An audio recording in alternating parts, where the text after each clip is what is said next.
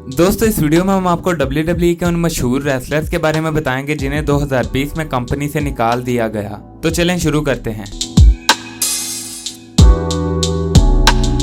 अस्सलाम वालेकुम दोस्तों, मैं हूं मोहम्मद उस्मान और आप देख रहे हैं social Urdu TV.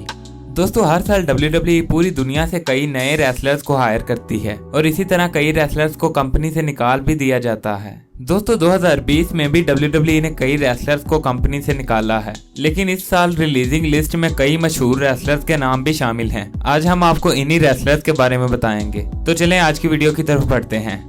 Number 6, the only club. दोस्तों द ओसी WWE की एक मशहूर टैग टीम थी और 2019 में इन्होंने बेस्ट टैग टीम होने का एजाज भी अपने नाम किया। और इसके अलावा द ओसी से पहले भी लुक गैलोज और कार्ल एंडरसन काफी अरसे से WWE में काम कर रहे थे, लेकिन इन्हें 2020 में कंपनी से रिलीज कर दिया गया है और आखिरी बार ये WWE में रेसलमेनिया 36 पर अंडरटेकर और एजे स्टाइल्स के मैच में नजर आए थे।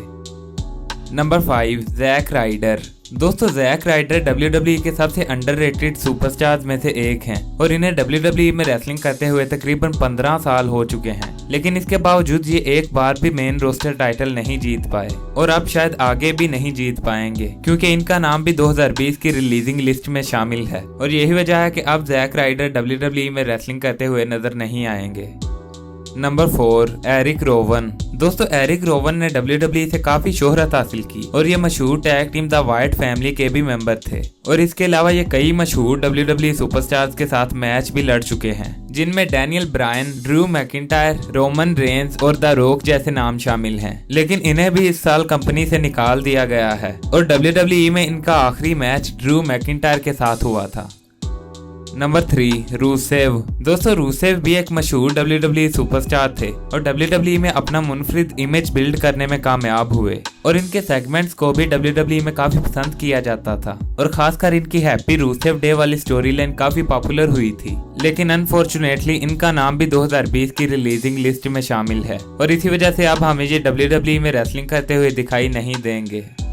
Number 2, Mike Chioda. दोस्तों माइक कियोडा WWE में रेसलिंग रेफरी का किरदार अदा करते थे, लेकिन इन्हें भी 2020 में कंपनी से निकाल दिया गया है और इनको रिलीज करना इसलिए ज्यादा शॉकिंग है क्योंकि ये 31 साल से WWE में काम कर रहे थे। हत्ता कि अंडरटेकर ने भी WWE को इनके बाद ज्वाइन किया था। यही वजह है कि इनके नाम को भी रिलीजिंग लिस्ट में बहुत अहमियत हासिल है।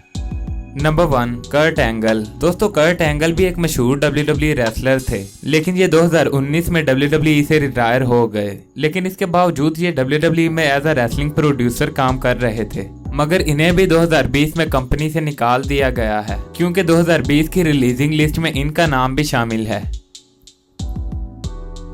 दोस्तों ऐसी मज़ीद वीडियोस के लिए हमारे चैनल को सब्सक्राइब करें। अगर आपको वीडियो पसंद आई तो इसे लाइक करें और कमेंट सेक्शन में अपनी राय का इजहार भी करें।